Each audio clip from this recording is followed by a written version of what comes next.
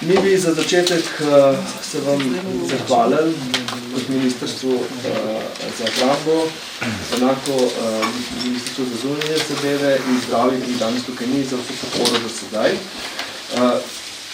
Skupno bi ministrstvo za obrambo sedaj financiralo naše delovanje s 5,6 milijona.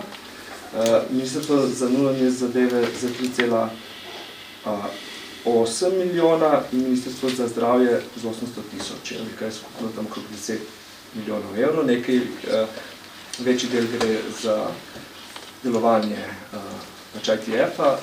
Tako da, hvala vam še enkrat, besedo zdaj predajam vam v vodu, potem pa prišli s programom.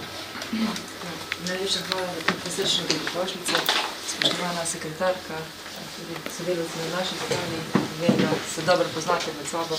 Jaz bom kratka v uvodu, rada bi rekla samo to, da ne kot ministrica, ampak tudi osebno visoko ceni vaše delo, tako da res po moje pripomorete k ugledu Slovenije v svetu, zagotovo pa opravljate zelo dobro delo.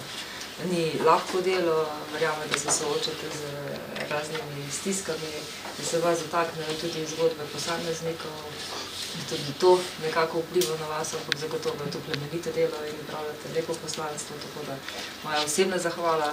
Seveda veseli me, da naše ministrstvo dobro sodeluje z vami.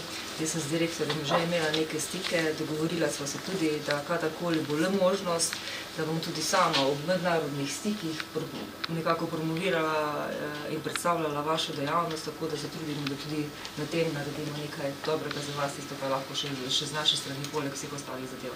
Jaz sem vam prepustila vašem vodenju. Gospa državna sekretarka bo verjetno še kaj dodala. Hvala lepa. Zadnji zapisnik upravnega odbora.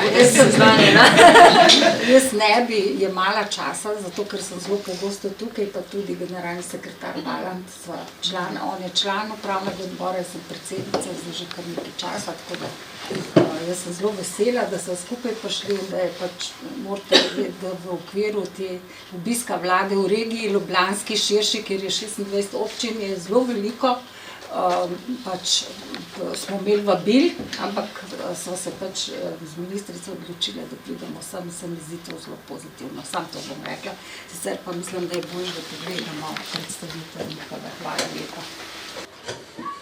When I was 7 years old, my friends and I were playing in the field near our school.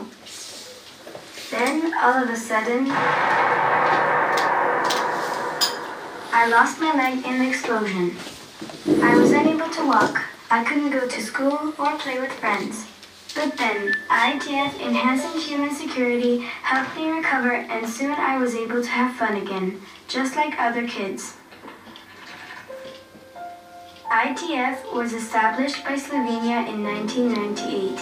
In the beginning, it supported demining activities and projects helping mine victims in Bosnia and Herzegovina after the war.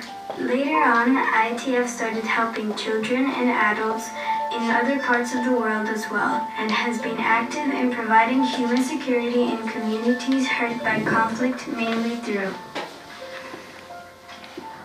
mine and explosive remnants of war clearance, victim assistance, mine risk education, physical security and stockpile management, conventional weapons destruction, capacity building, and advocacy. ITF is the main link between the donors and the implementing partners. Its role is to collect and manage donations for life-saving projects and programs.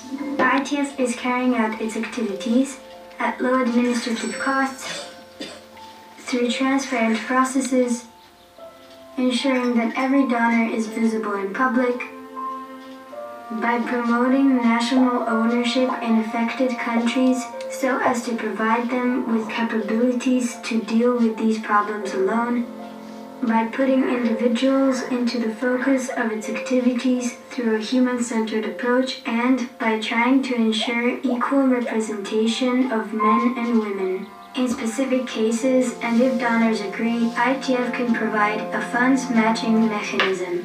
Funds of different donors are then joined and used together for the same purpose. With this approach, ITF has been achieving excellent results and is further determined to continue with its mission in promoting human security.